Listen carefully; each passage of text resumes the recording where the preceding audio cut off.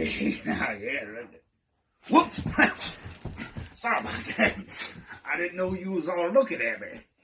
Welcome to Movie Time with Macumba. I have been asked to introduce tonight's feature. This year is the 30th anniversary. It hit theaters back in 1990, and it was written and directed by the master of the macabre.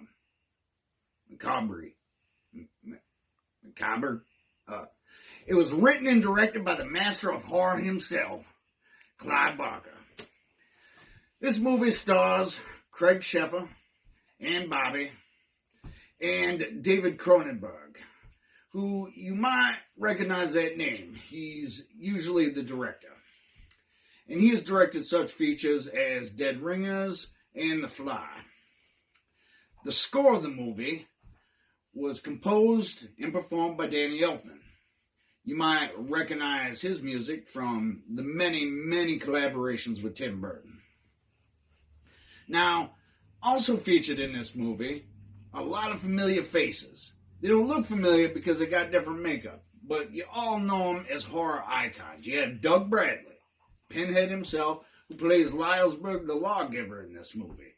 You have Nicholas Vince, the moon-shaped man. And when I say the moon man, I don't mean... He's got like a moon-shaped head. I mean, he doesn't go around showing his ass to people. And, of course, you got Simon Bamford, who played Butterball in the Hellraiser franchise, and he plays Onaka. And he's like that big around. It's amazing what they do with the makeup. Well, in Hellraiser, they made him fat. They didn't make him skinny for Nightmares. Anyway, what makes this movie so special and so dear to me is I was a weirdo voodoo priest growing up in a small town. And sometimes I just didn't quite fit in. And I always wanted a place that I could get away and escape to with others of my kind. Much like Boone in Nightbreed. Always wanted to escape to Midian.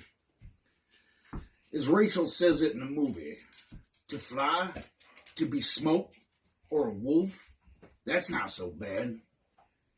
To know the night and live in it forever. Now, I think we all have had those moments where we feel we just didn't fit in. We all wanted a Midian to escape to. So tonight, you get to enjoy Clive Barker's Nightbreed the way he intended it to be. Now, one of the biggest tragedies of Nightbreed is it didn't have a whole lot of merchandising when it came out. And it is a movie that is just starving for merchandising. I mean, action figures. Trick or Treat Studios came out with a mask line. It's very, very beautifully sculpted. I definitely recommend you check them out. But back in the day, 30 years ago, there wasn't very much at all. And what we got Nightbreed on magazines. And this is a beautiful book called The Nightbreed Chronicles. You can get it relatively cheap on eBay or Amazon. And it's got these beautiful pictures of all this wonderful makeup and the backstories for each character that was written by Clive Barker himself. Now, this is pretty rare. This is Clive Barker's Nightbreed, the making of the movie. And it also has the script in it, and it's got stills in it from scenes that you might not have seen. They don't even show up in the director's cut. This is a very, very interesting book if you can get your hands on it.